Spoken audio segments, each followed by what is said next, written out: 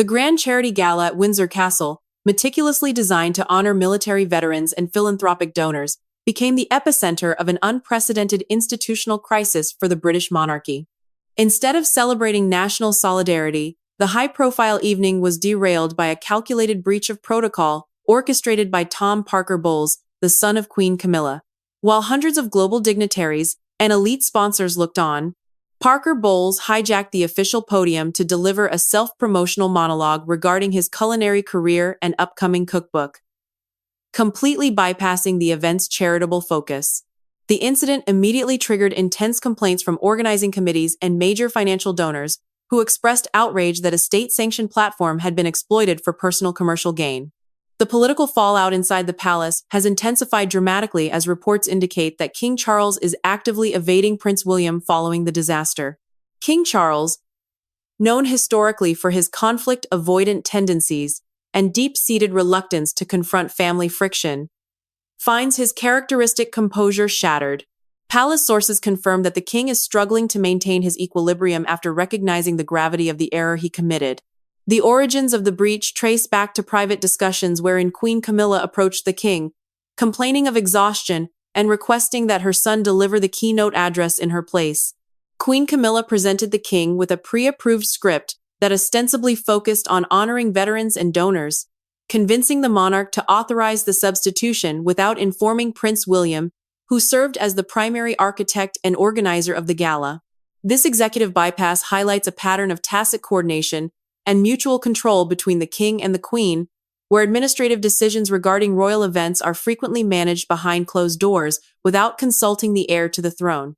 However, as the media fallout intensifies and public criticism mounts over the commercialization of a royal charity event, neither the king nor the queen has stepped forward to accept responsibility, leaving the direct perpetrator, Tom Parker Bowles, at the center of the storm. For the first time in their joint reign, King Charles and Queen Camilla have been observed deflecting responsibility away from themselves, each hesitant to face Prince William and account for the breakdown in institutional protocols. The structural tension underlying the event stems from long-standing disagreements regarding the inclusion of the Queen's family in formal state affairs. Prince William has consistently maintained a hardline stance that royal platforms must remain strictly dedicated to public service and national duty, free from commercial exploitation or private branding. The unauthorized speech by Parker Bowles provided concrete evidence for the Prince of Wales that boundaries established to protect the integrity of the monarchy had been breached through administrative manipulation.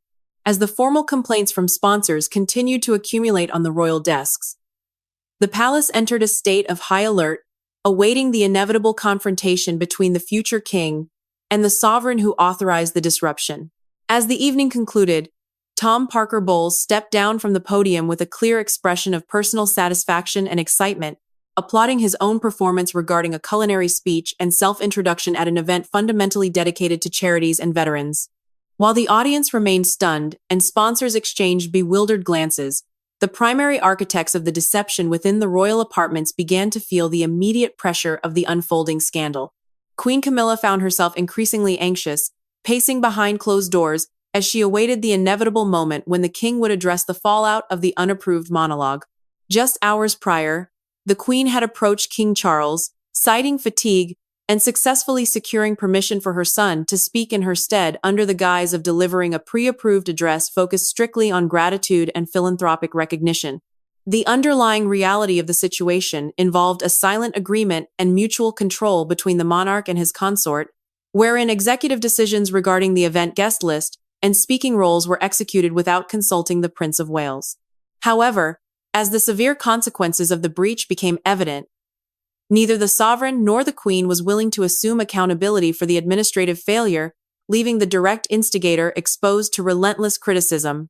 For the first time during their joint tenure, King Charles and Queen Camilla were witnessed shifting responsibility between themselves regarding who should initiate the difficult conversation with Prince William. The atmosphere within the private quarters grew increasingly tense as the reality of the institutional breach set in, exposing deep fractures in the governance of royal engagements and the management of high-profile state functions. Queen Camilla eventually lost her composure entirely, breaking down in tears as she attempted to justify her actions to the royal household. She argued passionately that she only desired a measure of public recognition for her son, claiming that the deviation from the script was merely a minor exaggeration rather than a deliberate subversion of protocol. King Charles, meanwhile, actively sought to avoid any direct confrontation with his eldest son, retreating into his historical instinct of procrastination and conflict avoidance in the hope that the scandal might eventually subside on its own. The king attempted to mentally fortify himself with the reminder of his supreme authority as sovereign and father, convincing himself that he retained ultimate decision-making power within the family structure and that the heir to the throne could not override royal prerogatives. He prepared a rigid external demeanor to dismiss any formal inquiries from William, intending to minimize the incident as a minor procedural error that could be easily resolved without further structural changes. Prince William, however, remained entirely impervious to such defensive maneuvers, operating from a framework that completely lacked emotional compromise and maintained an absolute devotion to royal standards and institutional purity. When the Prince of Wales entered the private meeting room with an oppressive and chilling silence, the king's psychological preparation collapsed entirely within less than a minute. William walked directly to the mahogany table, placed a copy of the falsified manuscript alongside the recorded video of the speech, and fixed a piercing gaze upon his father. Speaking with a cold and razor-sharp tone, the prince initiated the confrontation by demanding to know who authorized the appearance. Faced with the direct inquiry, King Charles chose evasion, attempting to deflect responsibility and attributing the catastrophic error to administrative confusion within the organizing committee rather than acknowledging his own signed authorization. Instead of accepting responsibility as the sovereign who officially signed the authorization, King Charles attempted to sidestep the direct inquiry posed by his son, trying instead to cast blame on alleged coordination errors within the organizing committee or a fundamental misunderstanding of intentions. Yet the Prince of Wales firmly rejected these bureaucratic excuses regarding administrative processes, demanding an exact and truthful accounting of how the breach occurred. William maintained that a rigorous explanation was required because Tom Parker Bowles possessed absolutely no legitimate standing to ascend the honorary platform of a state-level event. The ultimate purpose of the gathering was explicitly dedicated to honoring military veterans and silent philanthropists who dedicated their lives to community service. Driven by the quiet influence of a queen consort yielding to maternal ambition, the event had been structurally compromised to satisfy personal desires. Parker Bowles had pursued an exclusive opportunity to address global aristocrats, international donors, and media representatives directly, thereby converting a charitable assembly into a commercial promotional platform for his newly published cookbook and personal brand. Recognizing that a direct request would trigger immediate institutional resistance, Queen Camilla constructed an elaborate deception involving the sovereign himself. She feigned physical exhaustion and leveraged her status as an aging queen to claim she lacked the physical stamina to address the crowd, successfully maneuvering her son into the program under the false pretense of delivering a heartfelt tribute to the financial donors. King Charles, long characterized by his accommodating nature and an earnest desire to preserve domestic harmony within the household, approved the arrangement without exercising proper oversight or raising questions. The deception remained completely concealed until the final technical rehearsals and submission of documents to the event coordinators. The manuscript submitted for formal review prior to the gala was an exemplary text celebrating human compassion, philanthropy, and veteran sacrifices.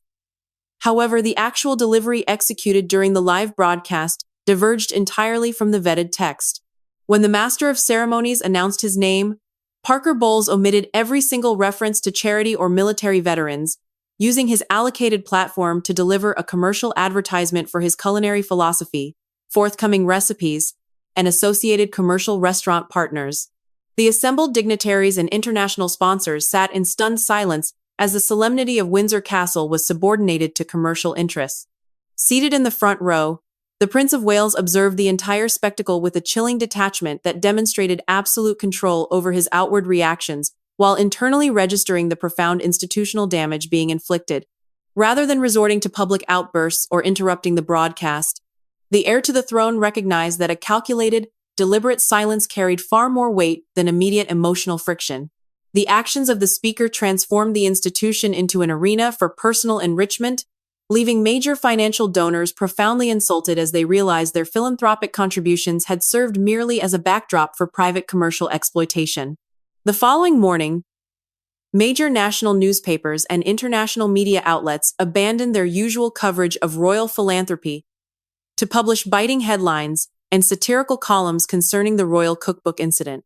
The institution of the monarchy faced intense public criticism, being characterized by political commentators as vulnerable, compromised, and susceptible to private manipulation by individuals outside the formal line of succession. As the fallout dominated the news cycle, the crisis culminated in a private, high-stakes confrontation inside the palace walls, where Prince William directly challenged both the monarch and the Queen consort regarding the institutional integrity of the crown. Confronting the sovereign and his consort in a closed-door meeting room, the prince bypassed emotional grievances to address the fundamental survival and philosophical direction of the monarchy.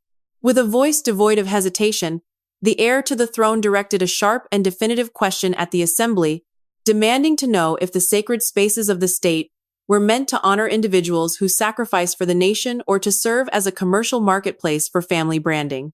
This direct challenge ignited a fierce and deeply polarized debate between the perspective of Queen Camilla and the uncompromising stance maintained by Prince William, driving internal palace tensions to an unprecedented peak. From the viewpoint of Queen Camilla, the reaction and enforcement mechanisms deployed by the prince represented an authoritarian overreach and a cruel attempt to marginalize her relatives. She argued privately that the prince harbored deep-seated prejudice, allowing ancient conventions and the lingering shadow of the past to dictate how her family was treated within the modern court structure. The queen consort felt profoundly aggrieved, believing that the future monarch intentionally denied her children any legitimate path toward public contribution, treating them as unwelcome outsiders despite their desire to engage in civic life. Conversely, the aggressive maneuvering employed by Camilla to secure an unmerited platform for her son revealed to the senior royals a desperate anxiety to legitimize her lineage and elevate her title from a ceremonial spouse into a genuine instrument of political and social power. For Prince William, however, the dispute transcended personal family dynamics entirely, touching directly upon the fundamental survival and credibility of the British monarchy as an enduring constitutional institution. The prince asserted that the actions of Camilla and her son demonstrated a dangerous lack of awareness regarding institutional boundaries, emphasizing that royal privilege must always remain inextricably bound to absolute public service rather than commercial exploitation. Maintaining an unyielding position, William declared that the House of Windsor derives its ultimate authority and legitimacy from the deep respect of the public, and that this foundational reverence can never be compromised for the sake of personal convenience or familial enrichment.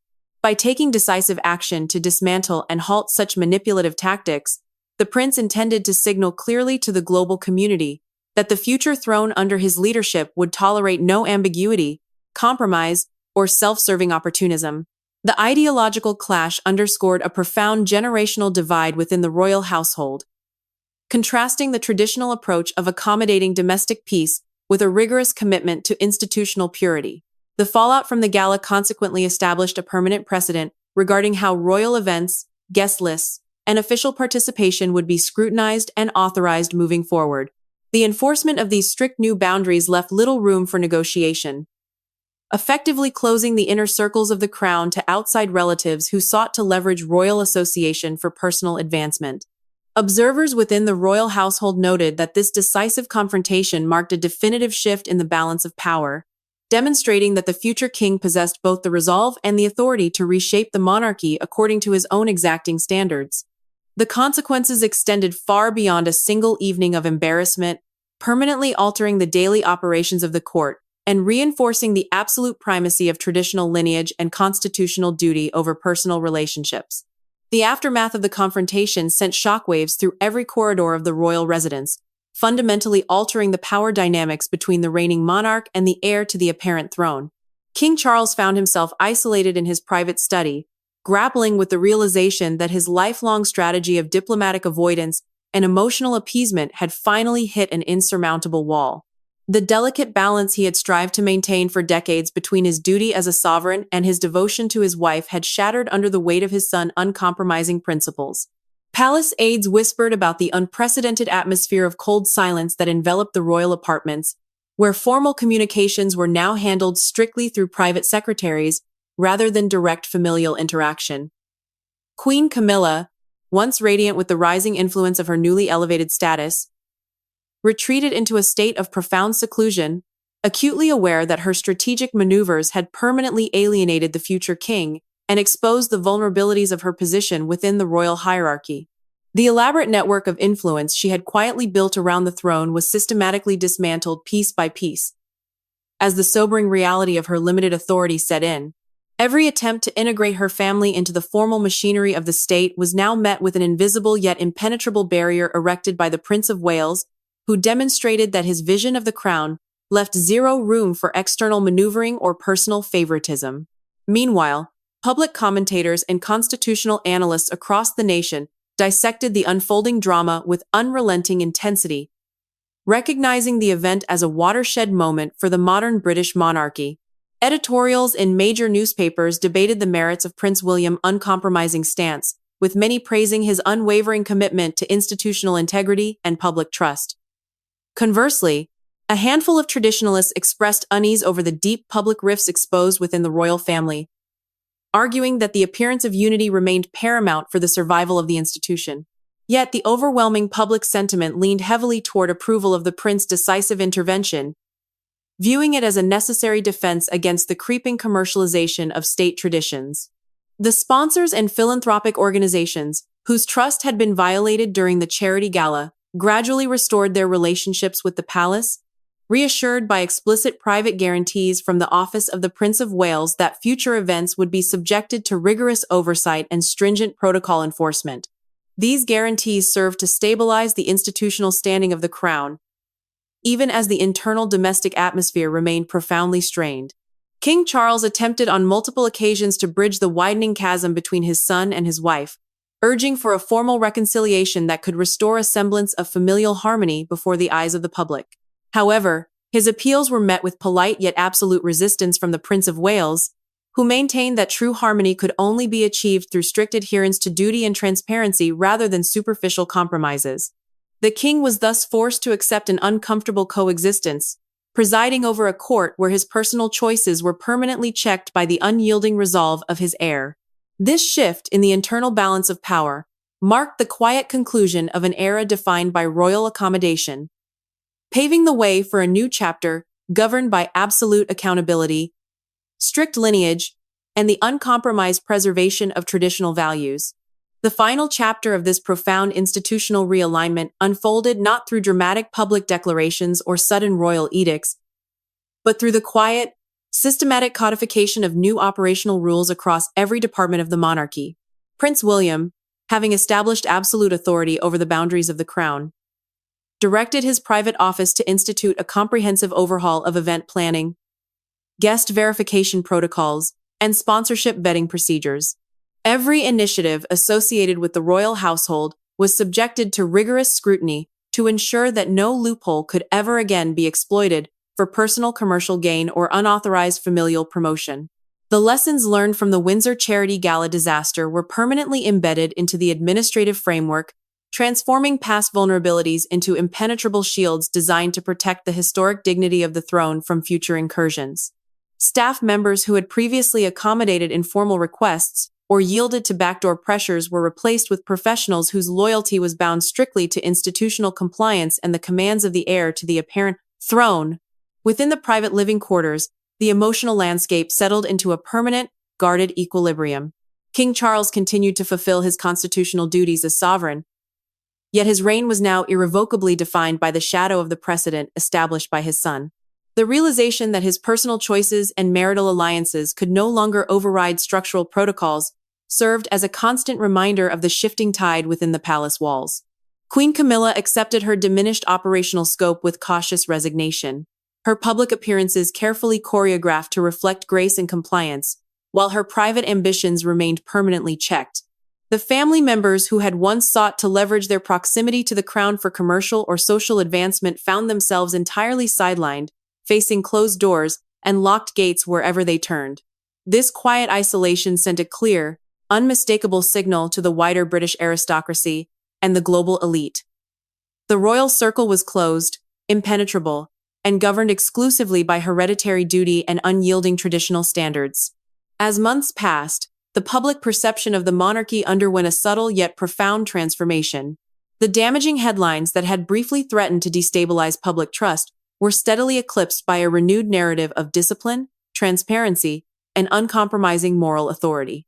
Citizens and political analysts alike began to view Prince William not merely as a transitional figure, but as a proactive modernizer who possessed the rare fortitude required to safeguard the institution against internal decay and external commercialization. The unwavering stance he maintained during the crisis cemented his reputation as a protector of national values, assuring the public that the future of the British monarchy rested in hands capable of making difficult, unpopular choices for the greater good. Thus, the turbulent chapter sparked by an unapproved speech at Windsor Castle ultimately served as the crucible through which the modern monarchy was refined. It proved that despite the complexities of personal relationships and the pressures of modern public life, the ancient institution would continue to endure, anchored by an unshakable commitment to its core identity, protected by unyielding boundaries, and guided by a vision of sovereignty that placed the enduring dignity of the nation above all else.